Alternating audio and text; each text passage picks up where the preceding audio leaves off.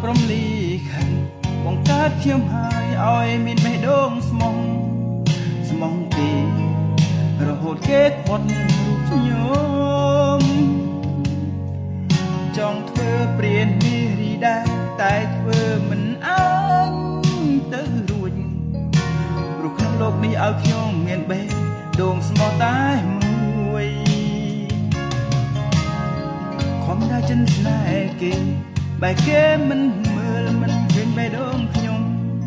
ក៏តែប្រយោជន៍ធ្វើឲ្យខ្ញុំខ្លាចសាក្នុងចិត្តរូបលោកនេះធំធេងណាស់សម្រាប់រូបខ្ញុំវិញម្លេះឯណាស្នេហាស្មោះខ្ញុំនឹងគេផ្ដល់ឲ្យខ្ញុំមានបេះដូងស្មោះគេក្បត់រូបខ្ញុំហើយថ្ងៃណាជួ